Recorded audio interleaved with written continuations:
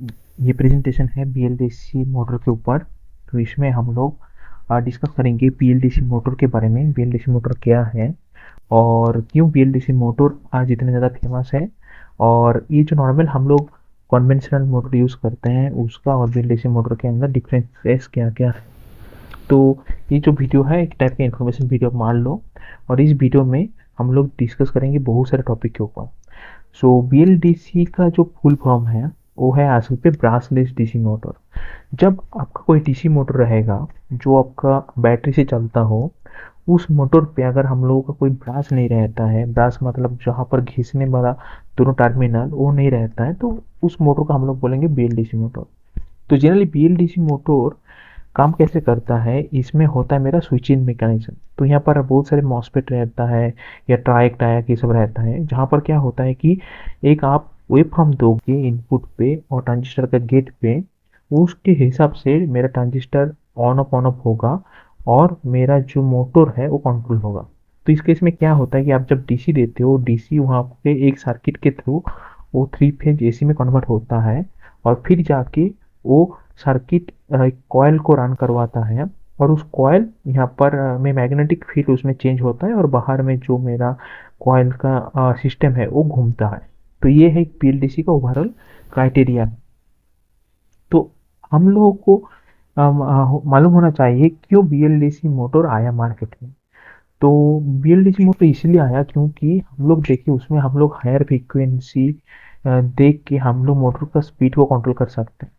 उसके बाद another thing हम लोग देखें उसमें बहुत ही कम मेंटेनेंस लगता है, क्योंकि यहाँ पर मेरा कोई भी कंपोनेंट घिसने वाला नहीं है सिवाय बियरिंग के। तो जाहिर सी बात है अलग से जो भी कंपोनेंट है वो सारे कंपोनेंट में जो मेंटेनेंस है बहुत ही कम हो जाएगा। दूसरा इसमें हम लोग देखें कि इसमें जो हमारा एफिशिएंसी है वो बहुत ज़्यादा हाई है। तो इस केस में हम लोग का यही मेन एडवांटेज है बीएलडीसी मोटर का। ऊपर से हम लोग पीएलडीसी मोटर को और ज़्यादा उससे हम लोग मतलब उससे कम इनपुट दे के में हम लोग ज़्यादा आउटपुट वहाँ से निकल सकते हैं। मतलब जो लॉस है वो लॉस नॉर्मल मोटर के मुकाबले बहुत ही ज़्यादा कम होता है।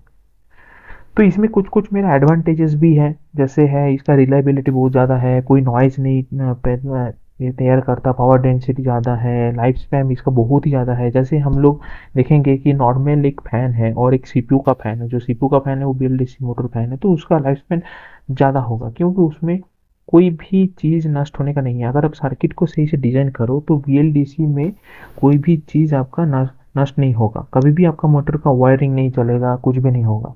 तो ये बीएलडीसी का मेन एडवांटेज में आता है। और एप्लीकेशन तरह तरह का चीज़ें में आपको अभी बीएलडीसी देख रहा है, जैसे रोबोटिक्स में ये सबसे ज़्यादा आया है। बहुत सारे नया नया मार्केट में जो हमारा ईवी सेक्टर है उसमें बीएलडीसी मोटर बहुत ज़्यादा देखा जाता है। हम लोग जो नॉर्मल यूज़ करते हैं डे टू डे बेसिस पे, जो छोटे मोटे फैन वगैरह यूज़ करते हैं उसमें भी बीएलडीसी मोटर आ रहा है। तो अभी बीएलडीसी मोटर्स एक नया टेक्नोलॉजी है जो सब जगह में इम्प्लीमेंटेड होगा। जैसे हम लोगों का एलईडी आया सी, ऐसे ही ये एक टेक्नोलॉजी है जो अभी मार्केट में सारी जगह में आ रहा है।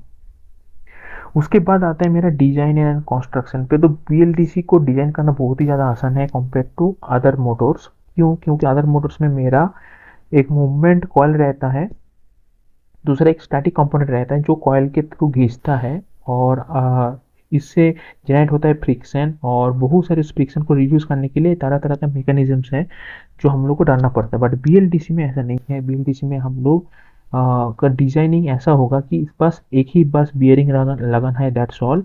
और उसमें कोई भी मेरा स्टैटिक मूवमेंट वाला चीज़ नहीं होगा।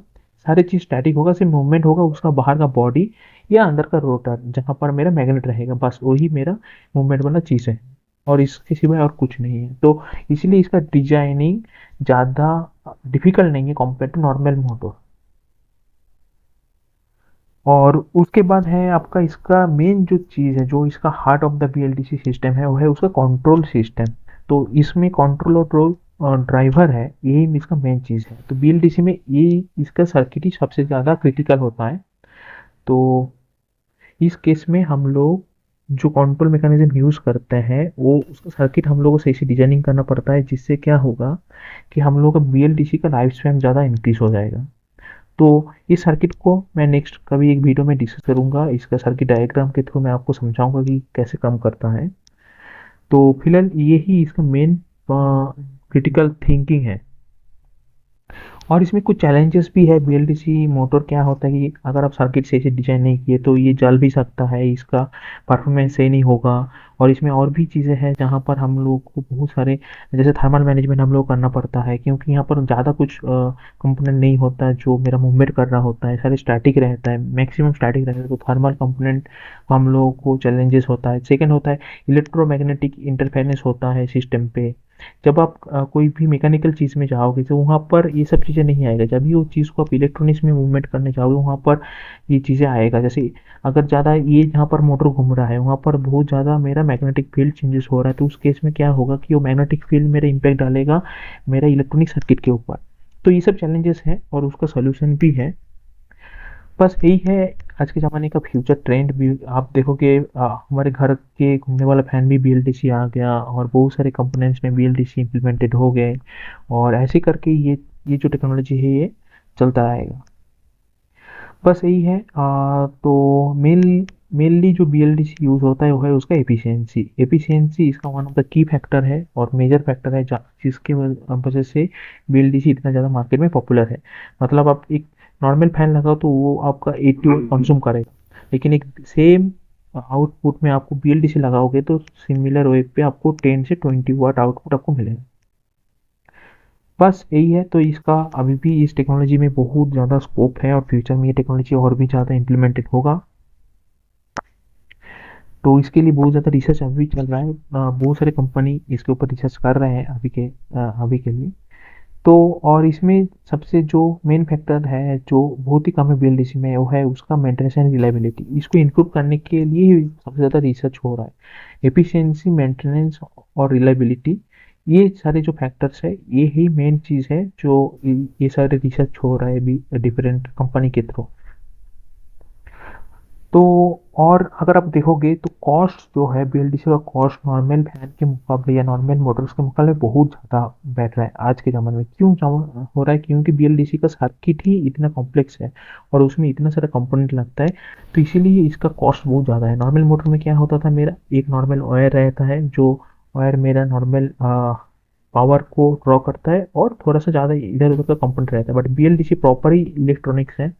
इसमें जो मॉसफेट होता है वो सारा हाई ग्रेड होता है, कंट्रोल सिस्टम होता है, आईसीस होता है और बहुत सारी चीज़ें होता है जो नॉर्मल मोटर पे नहीं होता। तो इसीलिए इसका कॉस्ट ही सबसे ज़्यादा मेन होता है, जिसकी वजह से अभी भी मार्केट में ये ऐसे फैला नहीं। बट ये जब कॉस्ट फैक्टर हट जाएगा तब बीएलडीसी टेक्नोलॉजी मार्केट में आ जाएगा, जैसे आज के ज़माने में एलईडी है। तो इसका बहुत सारे ग्लोबल इम्पैक्ट है। बहुत सारे बड़े बड़े कंपनीज इसको एक्वायर कर रहे हैं। अब देखोगे टेस्ला कार, उसके बाद ईवी वाला सेक्टर, यहाँ पर भी सारी जगह में बीएलडीसी चलता है। बस तो यही है हमारा फ्यूचर जो मोटर का, जहाँ पर हम लोग बीएलडीसी को इम्प्लीमेंट करेंगे। ये एक टाइप का नया टेक्नोलॉजी है। तो ये जो बीएलडीसी टेक्नोलॉजी है अभी भी प्रॉपरली रोबस्ट वे,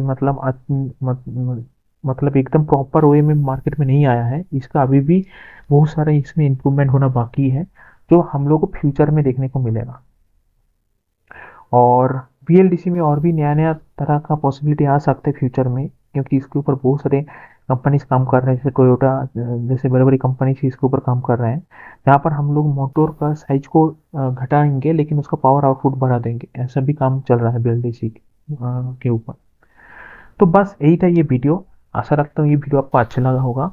तो मेनली बीएलडीसी उपयोग होता है जहाँ पर एफिशिएंसी चाहिए, रिलायबिलिटी चाहिए, परफॉर्मेंस चाहिए, आपको लो मेंटेनेंस चाहिए, उसका ज़्यादा वजन पे ज़्यादा नहीं ना हो मोटर। तो ये सब कंसिडर फैक्टर को जब भी आप कंसिडर करोगे तब आप बीएलडीसी में जाओगे। तो दोस्तों अगर ये वीडियो आपको अच्छा लगा तो प्लीज़ चैनल कर दीजिए सब्सक्राइब, वीडियो कर दीजिए लाइक, और मेरे को बोलना कि ये वीडियो का प्रेजेंटेशन कैसा लगा। तो फ्यूचर में मैं इस टाइप का वीडियो और भी ज़्यादा लाऊंगा जहाँ पर मैं बहुत सारी चीज़ों के बारे में डिस्कस करूँगा। तो चलिए दोस्तों मिलते हैं नेक्स्ट वीडियो में। तो दोस्तों थैंक्स फॉर वॉचिंग।